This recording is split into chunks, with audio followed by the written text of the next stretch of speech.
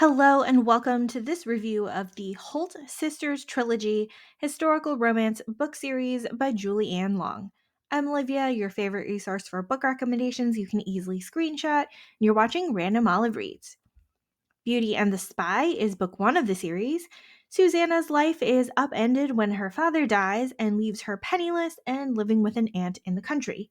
Meanwhile, Kit is a bored spy with nothing to do, so his stern father sends him out to the country to work on a folio of the flora and fauna of the region. Susanna and Kit have a chance meeting at the pond, leaving Susanna mostly embarrassed, but Kit discovers that she's a skilled artist. He hires her to assist him in drawing all the plant and animal life for his assignment.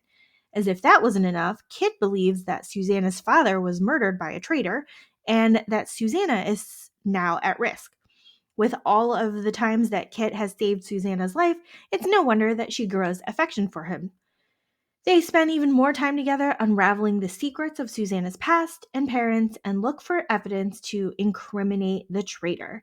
There's tons of action and mystery in this one, along with the romance between our two leads. Ways to Be Wicked is book two of the series.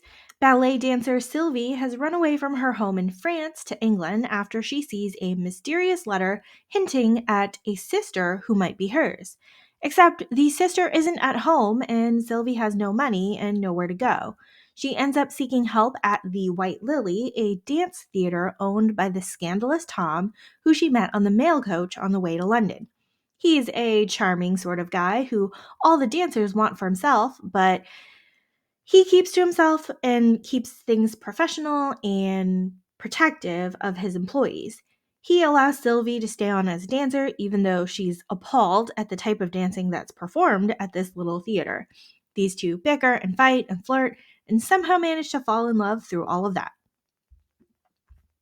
The Secret to Seduction is book three of the series. Sabrina is a vicar's daughter who is possibly courting a curate and bound for a house party with her friend where she hopes to spend more time with her suitor.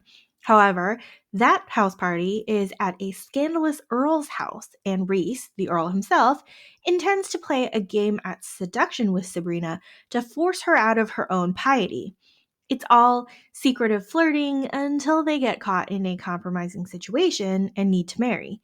And then Reese intends for them to live separate lives after they've gotten married, except that Sabrina is used to being helpful and productive, so she spends more time in the village seeing to the needs of the tenants.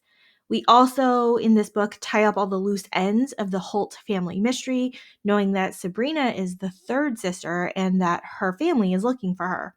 It's also interesting to see how Reese is involved in the mystery as well. Now, this book serves as a very satisfying conclusion to the overarching series. Now, this series was tied together by the three sisters who grew up completely separately and didn't even know they had sisters.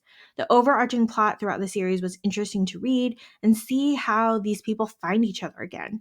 Now, the romance plot of each book reads pretty easily as standalones if you ignore the sister seeking component, since they do take place in very separate settings and towns with different sets of characters. I like this series a lot and was interested in seeing how these very stubborn people ended up together. Thank you so much for watching this video. Hopefully I've inspired you to pick up the series, which no one really talks about. Links to all of these books are in the description box. Like and subscribe to get updates, and you can follow me on Instagram at randomolive.